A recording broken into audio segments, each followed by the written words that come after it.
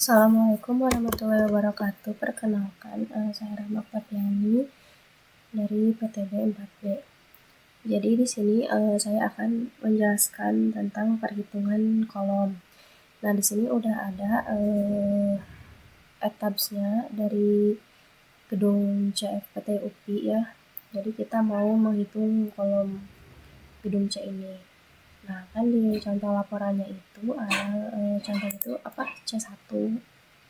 Jadi kita akan menghitung si kolom C1 ini. Nah, kolom C1 itu yang ini ya teman-teman. Nah, ini kolom C1.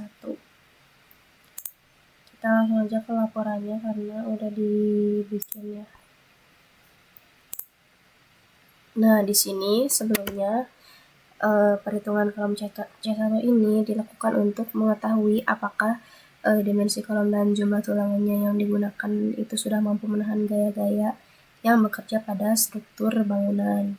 Nah, data-data gaya dalam yang diperoleh itu dari hasil analisis struktur dengan kombinasi pembebanan 1,2 beban mati ditambah 1,6 beban hidup. Lalu berdasarkan analisis itu diperolehlah data-data perhitungan kolom C1 ini. Yang pertama itu, berdasarkan data-data perhitungan kolom C1 itu diperoleh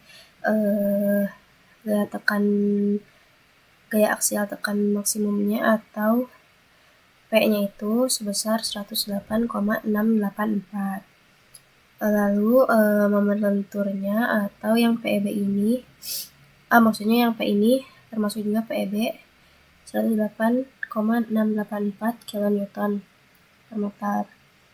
Lalu momen lenturnya itu MBE-nya 4,3576 dan MEB-nya itu 1,7584. Dan VB dan VE-nya juga itu sama, ada di 0,8664. Lalu nilai momen terbesar itu terjadi pada ujung bawah kolom sehingga bagian tersebut menjadi kondisi yang paling kritis untuk perencanaan tulangan. Yang tadi ya, yang ini. Nah, lalu selanjutnya ada perhitungan tulangan, dan kolom ini direncanakan dengan lebar dan tingginya itu 350 kali 350 mm dan tingginya itu 3.500. Lalu mutu beton yang digunakan itu adalah 25 MPa dan mutu baja tulangannya atau FY-nya itu 400 MPa. Dan tulangan pokok direncanakan menggunakan diameter 16 mm dan tulangan sangkarnya itu menggunakan diameter 10 mm. Nah, lalu kita masuk ke perhitungan tulangan. Jadi setelah dilakukan perhitungan berdasarkan kombinasi gaya aksial dan momen yang bekerja, diperolehlah kebutuhan luas tulangan minimumnya atau AS-nya itu sebesar 428,75. Dan luas tulangan yang disediakan adalah 4 batang tulangan diameter 16, luas 1 batang diameter 16 sama dengan 201 mm. Lalu total luasnya itu 4 dikali 201 yaitu 804 mm persegi. Dan karena luas tulangan yang dipasang itu 804 mm persegi itu lebih besar daripada luas tulangan yang dibutuhkan, maka tulangan pokok yang direncanakan itu dinyatakan aman dan juga memenuhi syarat. Jadi kolom C1 itu menggunakan 4 diameter 16 sebagai tulangan pokok.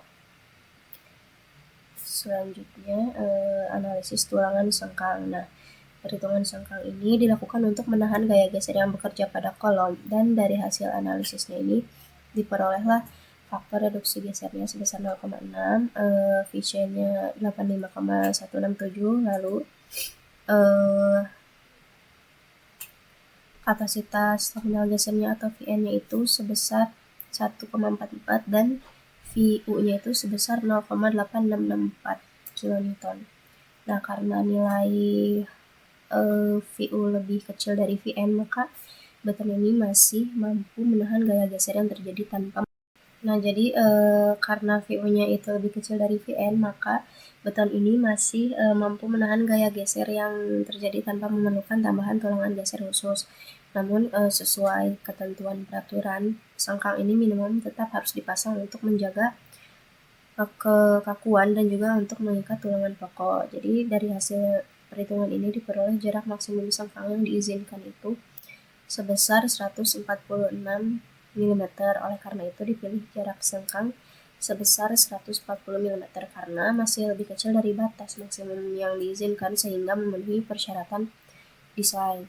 Nah, pemeriksaan pada seluruh segmen kolom dari ketinggian 0 sampai 3500 mm ini menunjukkan bahwa nilai gaya geser yang bekerja itu relatif sama dan seluruh segmen ini memenuhi syarat keamanan. Nah, ini contoh gambar penulangannya ya teman-teman,